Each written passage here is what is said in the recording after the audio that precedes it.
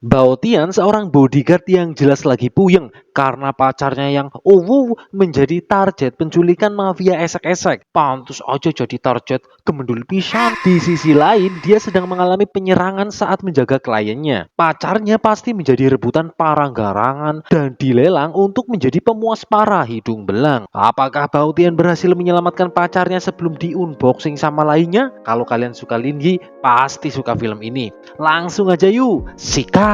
Baotian, bodyguard yang jago gelut tapi agak error, udah tahu hujan bosnya malah nggak dipayungin.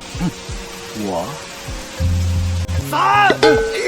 Ini udah tua, nggak dipayungin nanti mengkirut. Sebagai klien VIP, semua lokasi harus dicek. Tapi nggak endasnya juga kali. Semua itu jelas dilakukan demi keamanan. Pelayan kamar siap, tetapi tetap prosedur harus dicek. Takutnya nyimpen obeng di apemnya.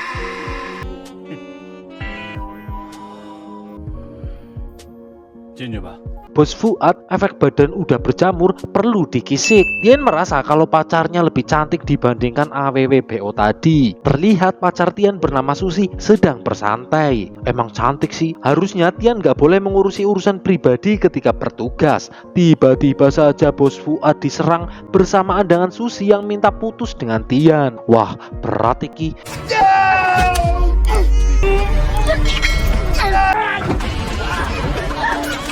Tian dengan sigap langsung menyerang para wanita itu, berbeda dengan Wawan yang malah lengah, dan terjadilah. Mendengar orang-orang berteriak, jelas Susi curiga, takutnya lagi petik mangga, yang padahal Tian dan kliennya sedang diserang. Di sisi lain, Susi juga dikejar oleh orang tak dikenal. Apakah Susi harus melepas bajunya? Kabur dong, masa itu nanti ya lebih dikejar. Para bodyguard jelas akan melindungi klien dan pasti aman. Tapi semua bodyguard sudah wassalam dan hanya Tian satu-satunya harapan. Tian mungkin ceroboh, tetapi soal bela diri jangan ditanyakan lagi. Berbekal merantau di Banten jualan gorengan, membuat ilmu bela diri Tian sangat hebat.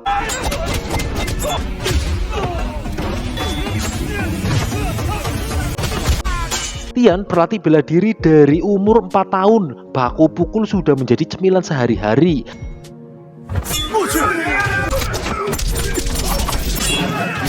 Di sisi lain, Susi bersembunyi dari pengejaran penculik. Namun tiba-tiba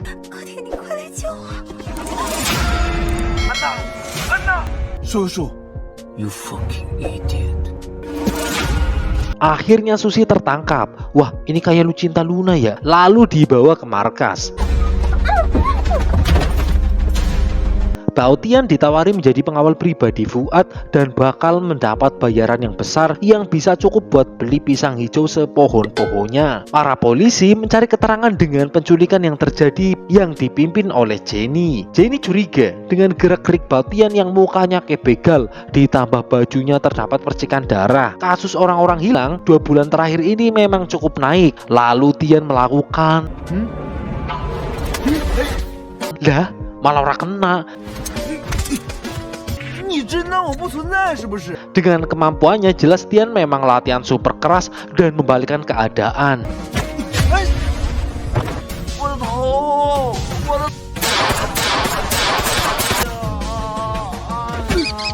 Lah, manuknya siapa kuwi sing ketembak? Di tempat lain, bos mafia sebut saja Tuan Kov bersiap melakukan transaksi jual beli apem. Chunli merasa kalau kasus yang sedang ditangani banyak yang ganjil. Namun Chueng datang. Dia adalah kepala detektif yang agak konslet. Jenny menyadari kasus penggelapan harta nasional tidak ada keterangan lebih lanjut, seakan emang sengaja ditutup-tutupi. Chueng mengingatkan sebagai polisi kasta bawah jangan terlalu banyak tahu karena orang-orang di atas akan membencinya.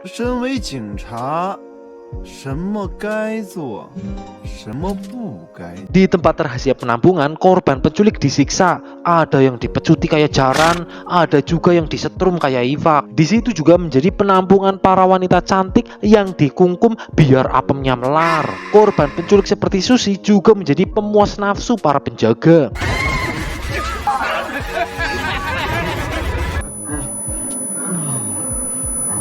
brengsek temen ke ya, melu dong. Beruntung Luna menolongnya karena Susi sudah menjadi pesanan khusus oleh Elang yang nggak boleh disentuh. 看到漂亮的姑娘就像个狗一样的扑上去，是不是真的不想做人类？ Ternyata Luna lah yang membohongi Susi kalau akan dipertemukan dengan cowok ganteng dan kaya.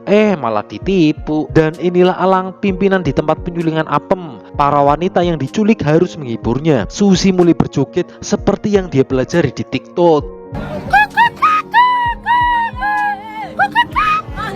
Luna menawari dirinya, tetapi Elang merasa tidak tertarik. Padahal ya lumayan ya.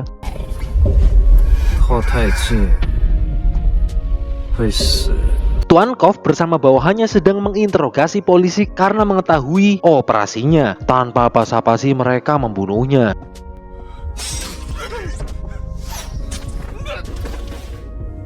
Kov juga berbisnis barang langka yang ilegal. Tian menemukan ide agar diculik. Tian menyamar menjadi gelandangan. Karena duitnya dikasihkan semua, Tian akhirnya kencoten. Tiba-tiba seorang anak memberikan makanan. Benar saja, Tian langsung diculik dan dibawa. Tian mencari tahu keberadaan Susi. Tian berhasil memakai skill malingnya untuk kabur dan mendapati banyak wanita diculik di sana. Melihat ada penjaga, Tian bersembunyi. Tiba-tiba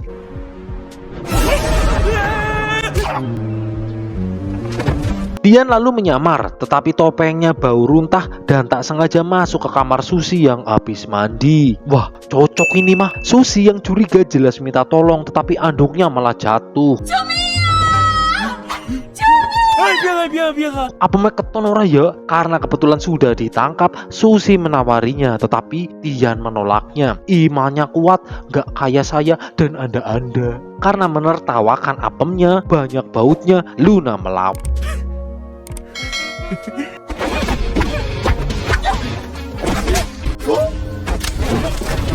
Tetapi Tian tidak bisa melawan karena Luna menggunakan bempernya. Dan beginilah wanita menggunakan perasaan lelaki agar lengah dan berhasil melumpuhkan Tian.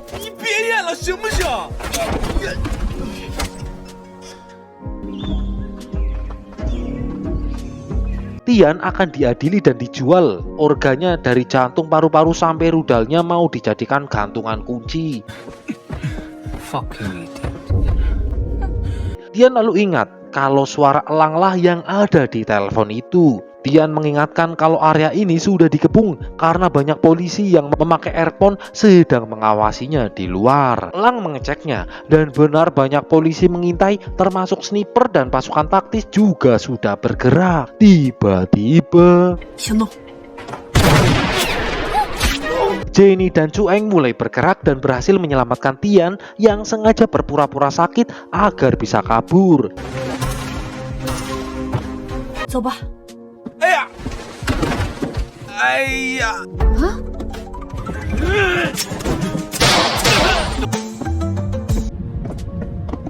Tiba-tiba Luna mendapatkan kabar dari Tuan Kov kalau Elang adalah polisi yang menyamar. Jelas Susi kecewa dan melakukan.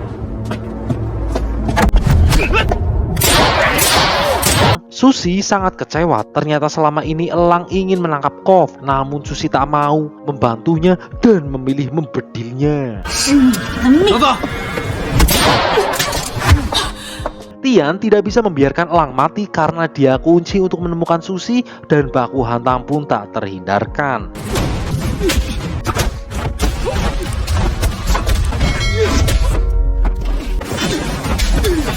Tian berhasil memojokkannya dan Susi juga berhasil dilumpuhkan. Mereka memilih pergi sebelum polisi menangkapnya.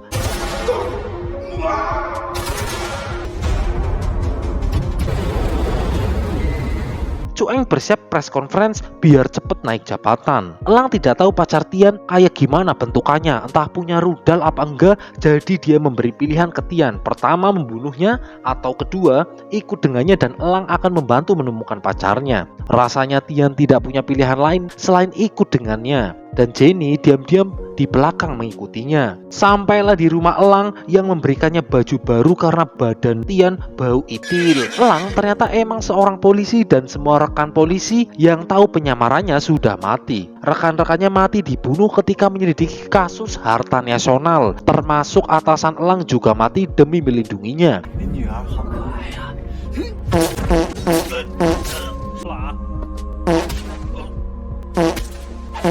Dan Elang masih belum bisa menangkap Tuan Kov dan ada kemungkinan besar Susi berada di tempat Kov karena dia juga berkecimpung di penjualan manusia. Jenny lalu datang yang juga ikut bergabung karena di kantor polisi juga banyak oknumnya susah untuk dipercaya. 好，但是我们赤手空拳。等着。 Elang dan Tian lalu pergi karena dirasa Jenny akan jadi beban. 定。 Sampailah mereka di lokasi eksekutor Tuan Kov dan rencananya adalah mengalahkan mereka semua, termasuk Bobby, algojo dari Tuan Kov yang suka makan cupat kai.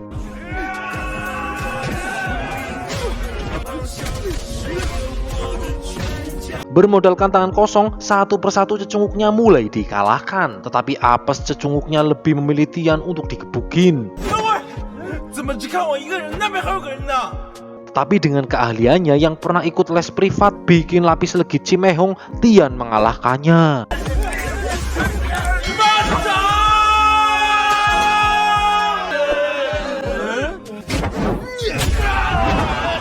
Namun pertempuran belum berakhir, mereka berdua harus melawan Bobby yang berbadan bongsor, lalu Tian melakukan.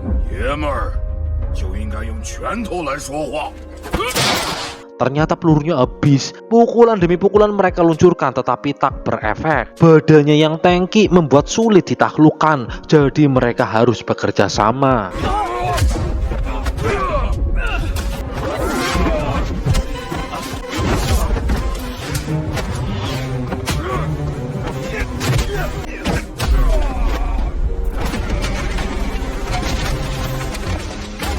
Tian melepas semua korban penculik tapi tak menemukan pacarnya. Sementara itu Bobby berhasil dikalahkan yang sempat menolak memberikan informasi. Tetapi setelah perkututnya diancam mau dibikin tumpul, Bobby mulai bicara kalau Tuan Kov tidak bisa ditemukan karena biasanya dialah yang menentukan lokasi. Tian datang karena pacarnya nggak ketemu, bingung nanti mau ganti oli di mana. Dari Bobby mendapat info kalau sebagian korban dikirim ke sawah sebagai bahan percobaan narkoboi baru.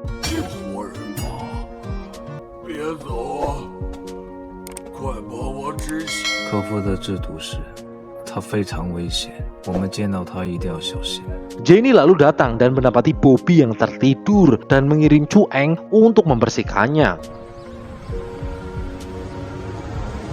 Sampailah mereka di tempat Sawa The Plenger yang disambut dengan ramah. Sawa adalah ilmuwan gila yang suka menyuguhkan air aki. Sawa tidak peduli dengan Kov, yang dia pedulikan hanya dunia yang diciptakannya, yaitu membuat dunia yang sempurna seperti Madara yang membuat Mugen Tsukuyomi. Cuma bedanya Madara tampilannya keren, kalau Sawa kayak spektor motor. Mereka berdua masuk ke sebuah ruangan di mana mereka bahagia di dunia mimpinya karena pengaruh obat Sawa. Tian tidak menemukan Susi. Tiba-tiba Sawa menahan mereka dan melakukan.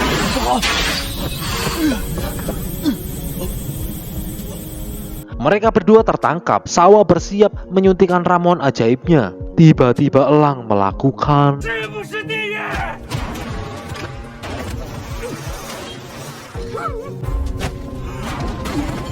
Karena sulit disuntik bokongnya, Sawa memilih Tian yang mencobanya melakukan trik seperti Elang. Tetapi tidak bisa karena badan Tian sedikit ceper. Namun Tian memiliki ludah ajaib yang tiba-tiba Jenny berhasil menolong Tian. Di sebuah tempat rahasia, sebut saja Wati berlatih memanah menggunakan target manusia biar makin greget. Wati adalah archer andalan Tuan Kov. Mereka bertiga harus siap ketika masuk basecamp musuh. Jenny siap dengan pistolnya dan Tian memakai pisau cukur Jenny. Untung seorang anak rambutnya, Wati dan bawahannya bersiap menghadapi mereka bertiga yang tiba-tiba saja dihujani anak panah.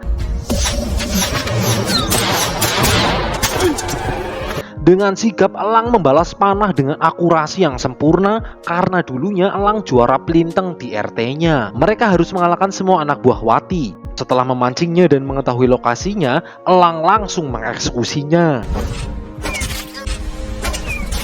Tian menemukan korban penculikan, sementara Jenny harus berhadapan dengan Wati yang padahal sudah ditembak dengan jarak yang sangat dekat, tapi pelurune ora ana sing kena blas. Iki kepriwe sih filmnya ya?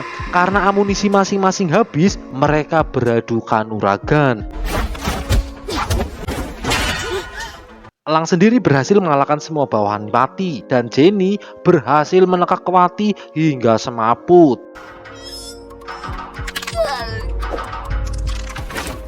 Dan Tian tidak menemukan Susi di antara korban penculikan. Mereka mencari info tentang Tuan Kov.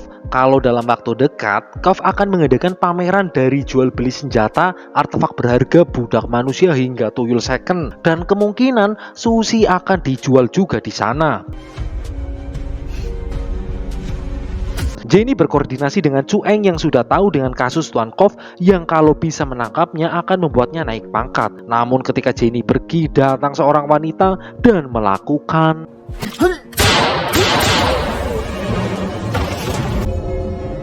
untuk mendukung keberhasilan pemecahan kasus. Sebagai polisi, Jenny boleh aja meminjam mobil, apalagi milik Black Hawk yang agak mesum.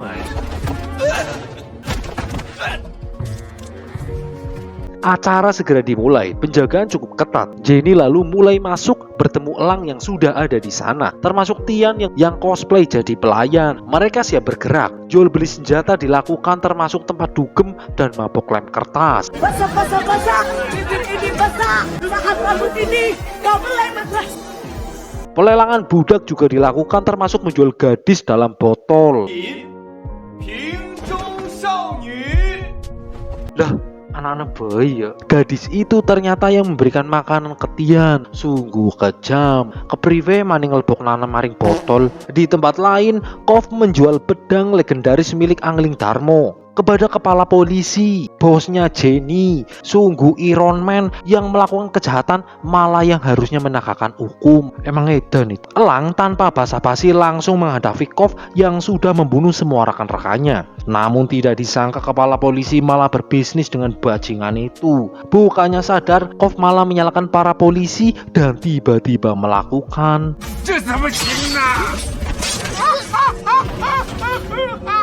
ini main jilat-jilat baik, dikira pahlawan neon. Pergelutan Elang dengan bodyguard Kov tidak terhindarkan. Elang harus menghadapi ahli samurai dari Jepang bagian Ciracas.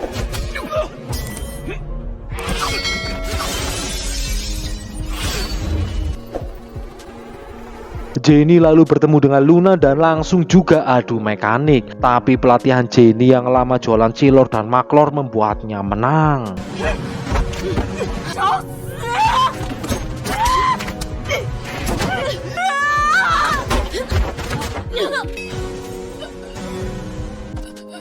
Sementara itu pergelutan Elang dan Guplo cukup intens yang harus membuat Elang gonta-ganti senjata.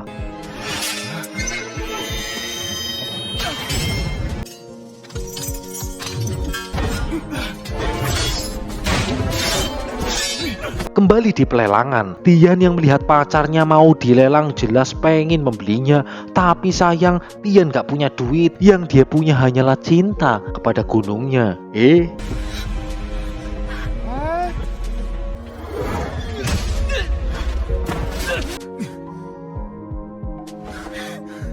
Setelah empuk-empuk memeluknya, ternyata Tian harus melawan para cecenguk Kov yang bawa golok Jepang. Walau dengan tangan kosong demi calon ibu anak-anaknya, Tian harus melawannya. Hasil latihannya main Harvest Moon berbuah manis. Tian mulai mengalahkan cecenguk Kov satu persatu.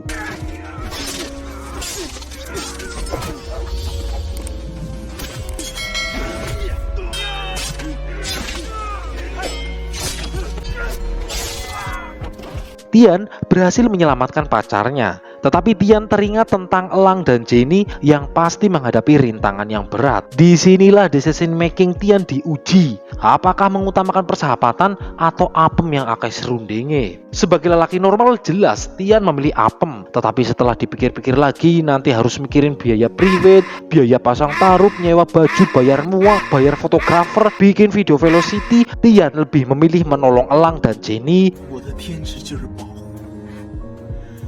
现在， karena merasa panggilan hatinya untuk menumpas kejahatan dan membantu teman-temannya. Elang terpojok karena Guplo jago juga dan mencoba memecahkan kaca untuk mengambil pedang. Ternyata Wul. Elang pun harus rela ditusuk dari belakang. Ditusuk dari belakang. Kok nganu ya? Mereka lalu mengeksekusinya. Tiba-tiba Jenny datang yang juga malah kalah. Lah kepriwe sih ya? Gawe beban ini. Beruntung jagoan kita datang. Tian menghajar mereka semua. Tujuan Tian jelas akan mengalahkan Tuan Kof. Adu pukul terjadi. Tian bisa memberikan perlawanan sengit.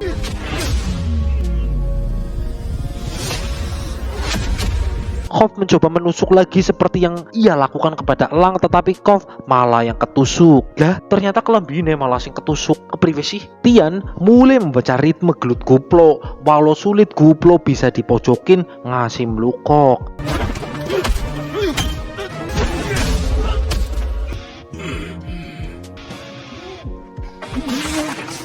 Tetapi Guplo malah berpura-pura dan menyerangnya ketika Tian lengah. Melihat Guplo pakai samurai, masa Tian diam saja dan melakukan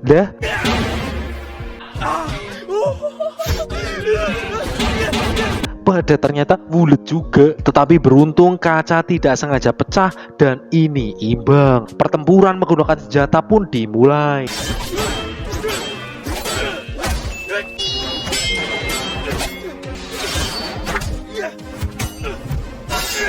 Tiba-tiba Kof melempar pedang dan terjadilah Guplo tumbang. Tahu keadaan terpojok, Kof lalu menawarinya untuk bekerja sama. Pasti akan mendapatkan uang yang banyak, bisa buat beli gundu, pecel lele dan lainnya. Tetapi tekad Tian bulat akan menangkap Kof karena menyengsarakan rakyat dan pacarnya diculik. Tetapi penculikan pacarnya ternyata pancingan Elang. Oh, kayak gue ya. Karena tawarannya ditolak, otak Kof begitu keji yang akan nganuin pacarnya Tian sampai apemnya kadaluarsa. Mendengar itu jelas Tian marah.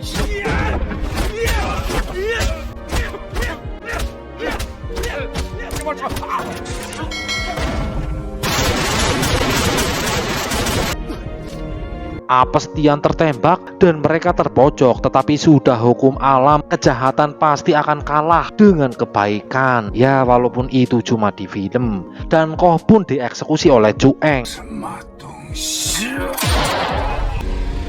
Ki Cueng dening urip maning ya. Cueng selamat karena ternyata memakai anti peluru.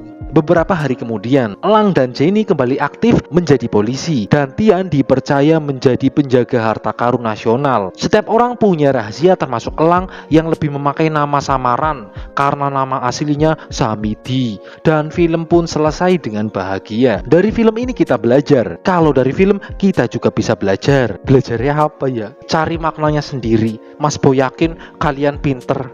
Amin. Terus juga jangan suka makan makanan panas karena bisa jadi hahu hoheng. Perbanyak minum air bening. Sekian dan matur nuwun.